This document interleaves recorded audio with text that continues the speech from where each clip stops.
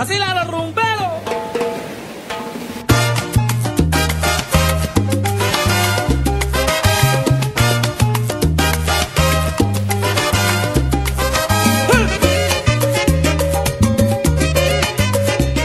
As a Cuban-American woman, I have lived fully in the middle ground between where I come from and where I am now. I was baptized Catholic and dragged through every sacrament by my Catholic family. Religion and family values were more than our culture. It was ritualistic. The notion that there is no family and no honor outside of the church was ingrained into me starting the day I was born. Being a girl meant I was inferior and subservient. And while my household might not have observed this to its full extent, I know many do. Culture and social norms play a key part to the development of all individuals. The hand culture plays in Hispanic and Caribbean families is, however, particularly notable. While this is the reason for family and community, it can also be the reason that many struggle with their own identity. This reality has an enhanced negative effect on the transgender community. Gender and family roles become a burden and a hindrance to these individuals' freedoms to live out their identity. Matter of fact, doing so will bring about negative consequences. 28% of self-identified transgender individuals in Latino or Caribbean families have been cut off from communication with their family members. This directly correlates to their abundantly high homelessness and unemployment rates. More to my point, 21% of Latin transgender individuals are currently unemployed, with 11% losing their job because of their identity. The usual gender roles of these communities antagonize women in particular. In the overlap, transgender women fall as the most marginalized community within the transgender umbrella. 52% of the Latino transgender sex workers are in fact trans women. This is a big contrast to transgender men, as they make up 19% of this community of sex workers, a notable 31% difference. Most claim to experience the inability to dress in accordance with their gender identity and have been verbally or physically attacked. Many leave school and receive an inferior education to their cisgender counterparts. Family values and the tide of religion also hinders access to sexual health and information. Because of this, the Latin transgender community is at a very high risk for sexually transmitted disease, predominantly HIV. 4.4% of the Caribbean or Latina transgender women live with HIV, which is 15 times more than the rate of the US population.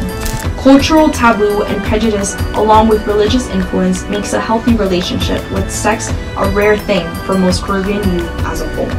The effect of gender and family roles clearly cause the transgender Caribbean and Latino youth to live a difficult and censored life even miles away from their home country.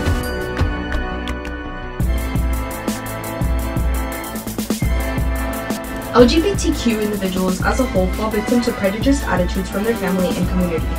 This reality is exacerbated in the conservative air of Hispanic households. Most queer Caribbean youth hide their sexual identity and fear their family's reactions. 6 in 10 individuals report their need to move away in order to have fulfilling lives with same-sex partners. 53% of the discrimination faced as a whole is stated to come directly from their families. Statistics support the fact that queer Caribbean individuals are less likely to have a good job, go to college, be happy, have fulfilling relationships, and be part of their own community than their heterosexual counterparts. These are all social pillars in which Hispanic gay teens and adults are at a disadvantage. There are several issues rooted in culture that lead to this. However, religion really takes the cake.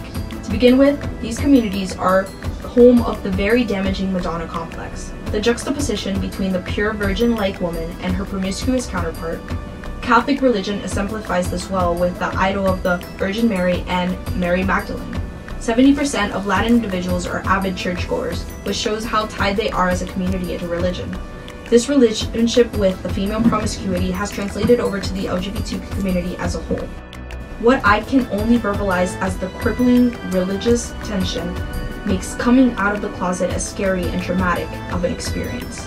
I can vouch for this from my own experience. We do face as much of a harsher fallback as a result of coming out than individuals in white families.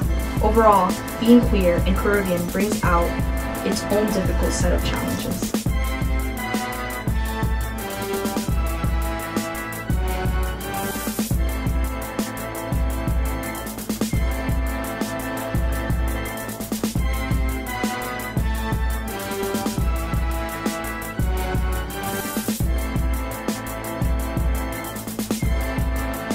The combination of antiquated gender roles and the ever-present religion also accumulate to Caribbean women and girls being put down and objectified.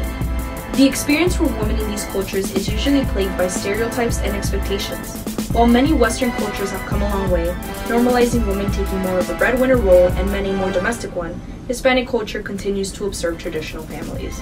Religion and the picture the Catholic Church paints of the perfect family are the motto in most Caribbean cultures. For this was born Marianismo. These are a series of traits associated with womanhood, such as the morality, chastity, and purity traditionally characterized by the Virgin Mary. Marianismo and machismo are cornerstones of Hispanic family roles and values. Studies have shown that there are serious effects on young girls' mental health, as these expectations are directly correlated to depression, anxiety, and hostility. Caribbean women are, on average, 2 times more likely to experience depression to their male counterparts. Youth within the Caribbean diaspora struggle to assimilate to gender roles in the US, while still satisfying parental expectations. Long term, this causes women to have less fulfilling careers and prioritize family and home building.